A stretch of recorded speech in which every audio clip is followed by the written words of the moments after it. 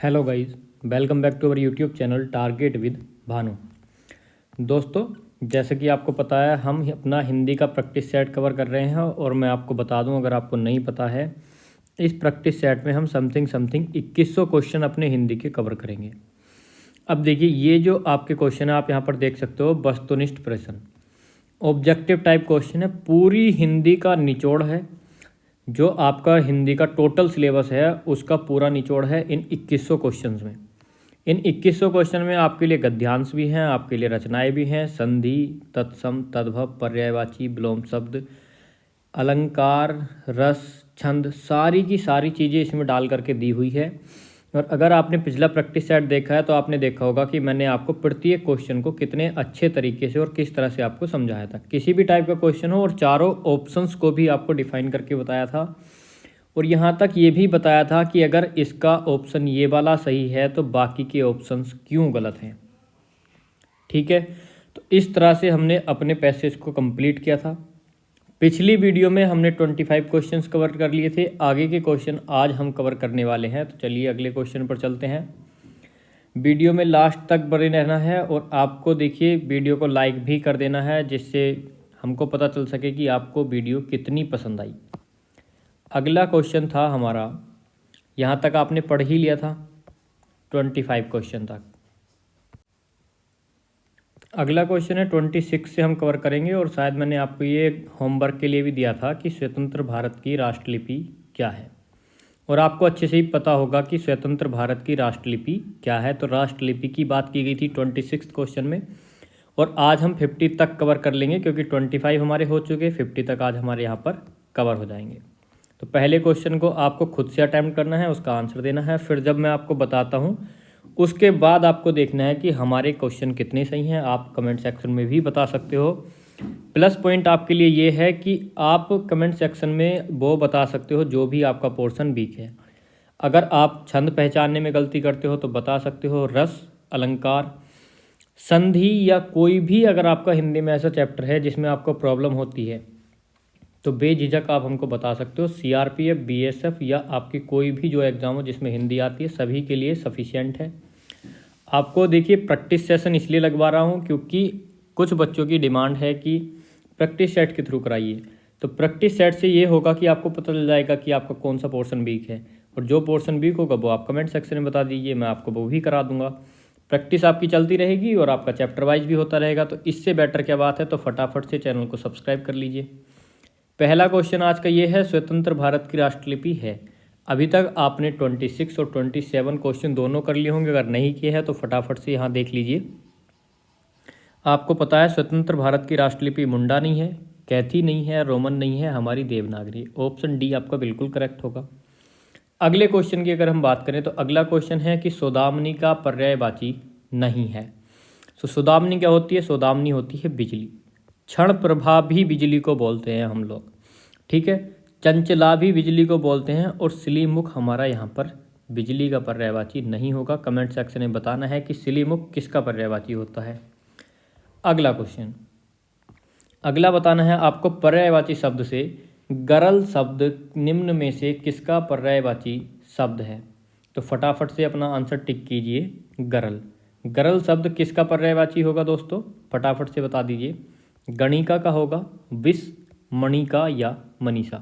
तो मैं बता दूं, गरल होता है आपका विष का पर्यायवाची शब्द। ऑप्शन नंबर बी आपका बिल्कुल करेक्ट हो जाएगा यहाँ पर। अगले क्वेश्चन की अगर हम बात करें तो अगला क्वेश्चन है हमारा, अहीर का तत्सम शब्द क्या होगा।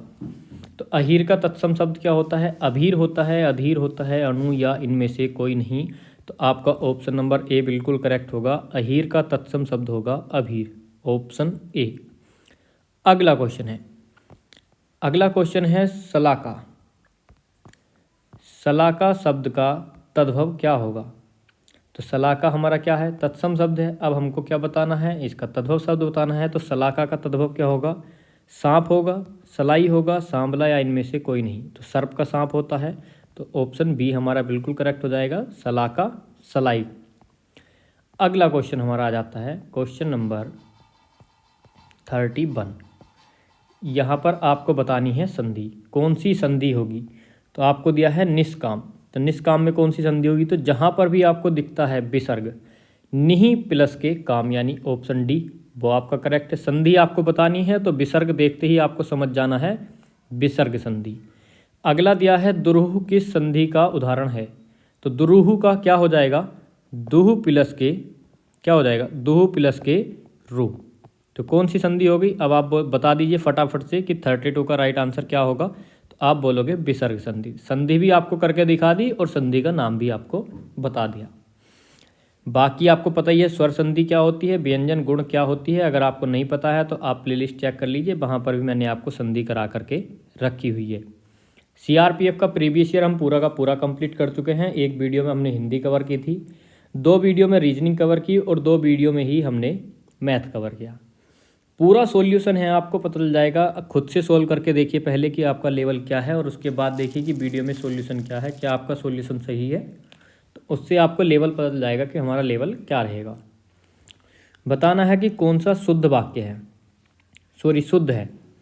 नायिका का संधि विच्छेद करना है। आपको 3 ऑप्शन में नायिका के संधि विच्छेद करके दिए हैं और आपको ये भी बताना है कि नायिका का सही जो संधि विच्छेद है कौन सा है और ये भी बतानी है कि इसमें संधि कौन सी होगी। तो देखिए ना प्लस अका तो क्या हो जाएगा? ये हो जाएगा नायिका। नई प्लस के इका तो ये हो जाएगा इस तरह से बड़ी की मात्रा, लेकिन हमको छोटी ई की दी है तो ऑप्शन सी हमारा करेक्ट होगा। तो नायिका का संधि विच्छेद नई प्लस के इका। अगला आ जाता है 34 और यहाँ पर बताना है कि निम्नलिखित 6 वाक्यों में प्रथम व अंतिम निश्चित हैं, शेष को उचित क्रम में यानी कि सही क्रम में इनको हमको लगाना है। क्या दिया है आपको? तो दिया है जो व्यक्ति योग साधना करता है उसे तन मन से सच्ची में को कठिनाई नहीं होती, अर्थात सभी प्रकार की सिद्धियों की प्राप्ति और सभी सिद्धियां सहजतापूर्वक मिल जाती हैं। अब देखिए ऑप्शन अगर आप देखते हो तो 2 ही ऑप्शन से स्टार्ट है, या तो ये से स्टार्ट होगा या रे से। ना ही हम ले से स्टार्ट करेंगे ना ही हम बै से स्टार्ट करेंगे। जो व्यक्ति स्टार्टिंग में आएगा और सबसे लास्ट में आएगी ये लाइन। तो हमारा बनेगा जो व्यक्ति योग साधना करता है उसे। ये से स्टार्ट होगा तो बी और सी वाले हमारे चले जाएंगे। ठीक है, अगर हम करते हैं जो व्यक्ति तन मन से सच्ची तो हम बोलेंगे कि अगर रे से करते हैं तो ए और डी चले जाएंगे। तो सबसे उपयुक्त है हमारा डायरेक्टली सीन दिख जाएगा कि क्या बन रहा है। तो यहाँ पर ये से अगर आप लोग स्टार्ट करोगे तो ये हो जाएगा गलत। तो स्टार्ट किससे होगा? रे से। आप इसको पढ़िए आसानी से समझ जाओगे। जो व्यक्ति तन मन से सच्ची योग साधना करता है, तो यानी हमारा बिल्कुल एकदम सही फ्लो है। रे के बाद ये और हमारा ऑप्शन बी में दिया है और बी से ही हमारा देखिए 2 ऑप्शन सही करेक्ट हो गया। बाकी आगे पढ़ लीजिए बै और ले। बै और ले कहाँ पर दिए गए हैं इसको भी एक बार देख लीजिए क्या क्या हमारा यहाँ पर दिया हुआ है।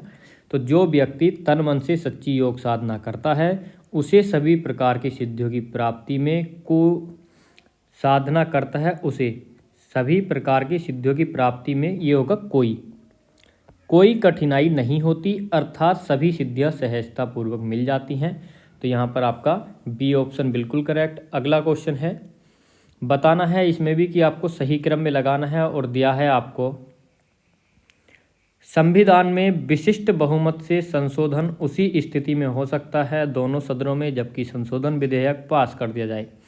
तो डायरेक्टली आप इसको लगा लीजिए कि 35 का क्या होगा। तो सबसे पहले आएगा आपका संविधान में संशोधन, यानी रे से स्टार्ट होगा। रे से आपको 2 ही ऑप्शन दिए गए हैं, ऑप्शन सी और ए, और बी और डी आपके गए। रे के बाद बै आपका निश्चित है दोनों ऑप्शन में। तो सभी संविधान में विशिष्ट बहुमत से संविधान में संशोधन उसी स्थिति में हो सकता है जबकि संशोधन विधेयक। अब इसके आगे क्या आने वाला है तो फटाफट से मैं आपको बता देता हूँ, उसके बाद आएगा ले। जबकि संशोधन विधेयक दोनों सदनों में विशिष्ट बहुमत से पास किया जाए तो ऑप्शन सी आपका बिल्कुल करेक्ट हो जाएगा। जितने भी बच्चों का यहाँ पर ऑप्शन सी था वो सभी क्या हो जाएंगे दोस्तों? सही हो जाएंगे। अगला क्वेश्चन है, निम्न चौपाई में कौन सा अलंकार है? तो आपको देखिए अलंकार बताना है। बिनु पद चले सुने बिनु काना। तो देखिए जहाँ पर देखिए बिनु पद चले, पैर है नहीं फिर भी चल रहा है, सुने बिनु काना, कान है नहीं फिर भी सुन रहा है, तो वहाँ पर होता है आपका विभावना अलंकार। चीज़ें ना होते हुए भी काम पूरा हो रहा है, बिना पैरों के चल रहा है, बिना कान के सुन रहा है, तो कौन सा हो गया? विभावना। विरोधाभास में देखिए एक दूसरे का विपरीत दिया जाता है, जब भी तो विरोध होगा। अगर कोई किसी के विपरीत खिलाफ बोलेगा तो विरोध हो गया, ठीक है। रूपक आपको पता है। अगला है क्वेश्चन 37। तो यहाँ पर देखिए बताना है कि कौन सा अलंकार है। फिर से, मानहु मणिमय मोली माल आकृति अलबेली। तो जैसे ही आपने देखा मानहु, तो मनु, मनहु, मानु, जानू, इस तरह से जहाँ होते हैं आपका वहाँ पर क्या होता है? तो आप बोलोगे सर, वहाँ पर होता है हमारा उत्प्रेक्ष अलंकार। ऑप्शन नंबर सी आपका बिल्कुल करेक्ट। अगला क्वेश्चन है, निम्न में से अशुद्ध वाक्य छांटिए। प्राय ऐसा होता है। देखिए अशुद्ध वाला बताना है, 3 सही होंगे, ध्यान रखना है बिल्कुल हर चीज़ का। 3 सही हैं, 1 गलत है। प्राय ऐसा होता है, शरीर के कई अंग होते हैं, मुझे पुस्तक दो, या हमारे से कोई काम नहीं होगा। तो ऑप्शन डी ही आपका गलत है, और गलत वाला बताना था तो ऑप्शन सी आपको टिक करना है। हमसे कोई काम नहीं होता, तो हमसे होगा, ना कि हमारे से। अगला क्वेश्चन आता है, निम्न में अशुद्ध वाक्य छाटिए। तो अशुद्ध आपको बताना है फिर से, राम लक्ष्मण और सीता वन को गई। तो देखिए वही वाला क्वेश्चन है, ये थोड़ा घुमा के दिया है कि बाघ, शेर और बाघ एक घाट पर पानी पीते हैं, या शेर और बकरी एक घाट पर पानी पीते हैं, पीती हैं, वो वाला क्वेश्चन है। इसमें लैंग्वेज चेंज कर दी है। तो आप जब देखोगे ए और बी, गलती तो इन दोनों में से ही होगी, क्योंकि सेम सेम है दोनों। एक में दिया है कि गई और एक में दिया है गए, तो ऑलरेडी ये सी और डी बिल्कुल करेक्ट हो जाएंगे। 2 सेम क्वेश्चन है, बस इसमें हमारा किसकी गलती दी है? लिंग परिवर्तन करके दिया है। तो गई होगा या गए होगा। तो देखिए जब आपके 2-3 बंदे हो जाते हैं, बहुवचन हो जाता है, तो वहाँ पर बहुवचन आएगा गए। वहाँ पर वचन के हिसाब से नहीं बदलेगा, लिंग के हिसाब से नहीं बदलेगा, वहाँ पर वचन के हिसाब से बदलेगा, ना कि लिंग के हिसाब से। तो गई नहीं होगा, राम लक्ष्मण और सीता वन को गए। अगला क्वेश्चन है, और यहाँ पर देखिए आपको दिया है, निम्न पंक्तियों का संक्षेपण कीजिए। संक्षेपण का मतलब है कि जो ये पंक्तियाँ हैं इनको बताना है कि इनका सार क्या है, इनको छोटे से एक लाइन में इनको बताना है संक्षेप में। पढ़ के बता देता हूँ मैं आपको।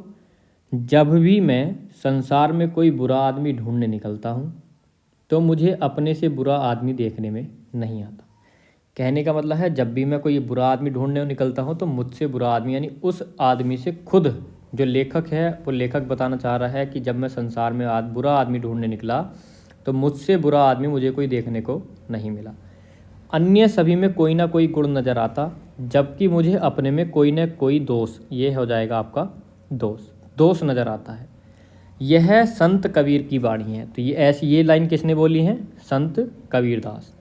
वे लोगों को समझाना चाहते हैं कि दूसरों के दोषों पर नहीं, अपने दोषों पर ध्यान दो। कितनी अच्छी बात है। जो लोग दूसरों में कमियां निकालते हैं, तो उनके लिए है कि दूसरों के दोषों पर ध्यान मत दो, जबकि अपने पर दो। मानव स्वभाव, और बता रहे हैं आगे कि ऐसा है नहीं, जबकि मानव स्वभाव क्या है? इसके ठीक विपरीत। कहने का मतलब, आदमी दूसरों में ही कमियां ढूंढता है, अपने में कमी है तो उसको भी अच्छा ही बताता है। ये कहने का इनका मतलब है।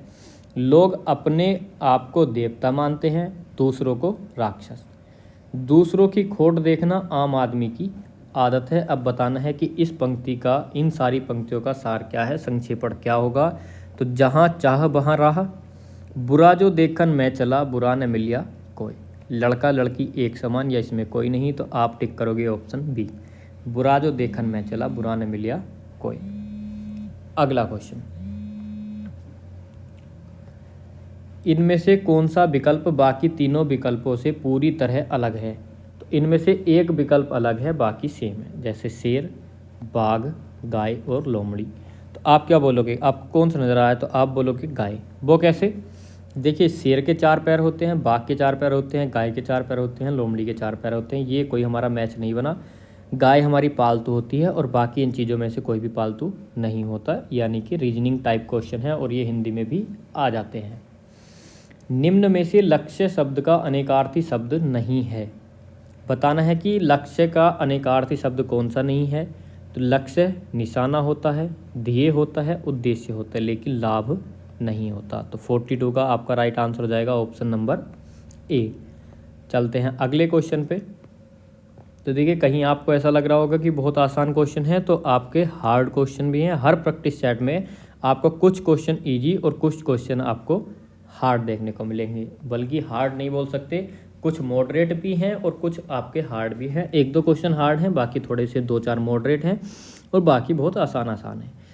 आपको इतना डिफ़िकल्ट भी नहीं पढ़ाना है कि आप देख करके उसको बौखला जाओ कि हमसे नहीं हो पा रहा है। आपको इतना आसान भी नहीं पढ़ाना है कि आप पूरा का पूरा ही तोड़ दो। तो आपको एक लेवल में लेकर के चलना है, ठीक है। तो अपना स्कोर अगर आप कमेंट सेक्शन में बताते हो तो बहुत ही ज़्यादा अच्छी बात है। उससे पता चलता रहेगा कि आपका लेवल कितना है, आपको कितनी मेहनत की ज़रूरत है, कितनी तैयारी आपको करनी है। बताना है प्रोत्साहित के विलोम शब्द क्या होगा। प्रोत्साहित का विलोम शब्द अनप्रोत्साहित होगा, अप्रोत्साहित, हतोत्साहित या इनमें से कोई नहीं। तो ऑप्शन सी। प्रोत्साहित का विपरीत हतोत्साहित। किसी को प्रोत्साहन देना और किसी को हतोत्साहित करना। प्रोत्साहन किसी को किसी काम को करने के लिए उसको शाबाशी देना, एडवाइस देना, उसको बताना कि तुम ये कर सकते हो, यू कैन डू इट बोलते हैं, तो वो प्रोत्साहन होता है। हतोत्साहित बोलते हैं कि तुझसे भाई नहीं हो पाएगा, छोड़ दे, उसकी टांग पीछे खींचना, ठीक है, समझ सकते हो आप। बोधगम्य का विलोम इनमें से कोई नहीं है। देखिए आप इतनी लाइन पढ़ते हो, बोधगम्य का विलोम, डायरेक्ट अपने आंसर पर चले जाते हो। बोधगम्य का कुछ भी लगा दोगे, अबोधगम्य लगा दोगे, लेकिन आपको क्वेश्चन को पूरा पढ़ना है। यहाँ पर क्या बोला है हमसे, तो उसने बोला है कि इनमें से कोई नहीं है। कौन सा नहीं है? इन 3 हैं, एक नहीं है। तो 44 में आपको ये बताना है। तो अबोधगम्य है, गूढ़ है, ध्रुव है, लेकिन बोध्य नहीं है। अगला क्वेश्चन 45, इसमें बताना है दो विपरीतार्थक शब्दों के बीच किस चिन्ह का प्रयोग किया जाता है। विपरीतार्थक आप विलोम शब्द बोल सकते हो। तो आपने देखा होगा कि जब भी आप कोई विलोम शब्द लिखते हो, जैसे मान लीजिए रात और दिन लिखना है आपको, तो रात और दिन, तो कौन से लाइन खींचते हो? इस तरह से, जैसे कि मैंने आपको यहाँ पर खींच के बताई है, रात और दिन। तो कौन सा होता है ये? इसको बोलते हैं योजक चिन्ह। विस्मयादि नहीं होगा, विस्मयादि इस तरह से होता है। अर्धविराम नहीं होगा, अल्पविराम नहीं होगा। अल्पविराम होता है कोमा, अर्धविराम होता है पॉइंट के नीचे कोमा। अगला बताना है कि मोक माटी महाकाव्य के रचयिता कौन है। जो बच्चे इस क्वेश्चन का आंसर देते हैं, समझ लीजिए आपकी तैयारी बहुत ज़्यादा परफेक्ट है। और अगर कोई नहीं देता तो आप ये मत समझिएगा कि आपकी तैयारी अच्छी नहीं है, क्योंकि बहुत अच्छे लेवल का क्वेश्चन है। अच्छे लड़कों से ये क्वेश्चन नहीं होगा।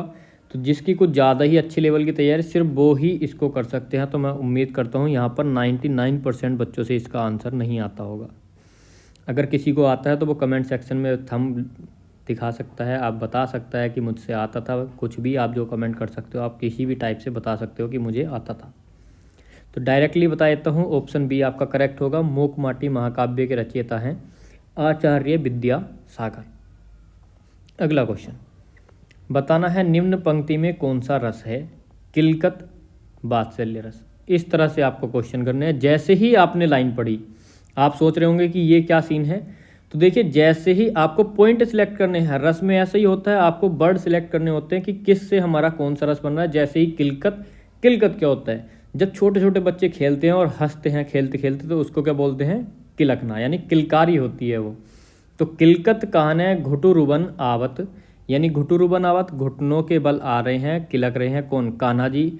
मणि में कनक नंद के आंगन, बिंब पकड़वे धावत, यानी कोई प्रतिबिंब है और आंगन में, नंद के आंगन में दौड़ रहे हैं आंगन में, और धावत होता है दौड़ना, पकड़वे पकड़ रहे हैं, बिंब क्या हो गया? प्रतिबिंब। तो किस चीज़ की बात कर रहे हैं? वात्सल्य रस की, यानी कि उनके बचपन की।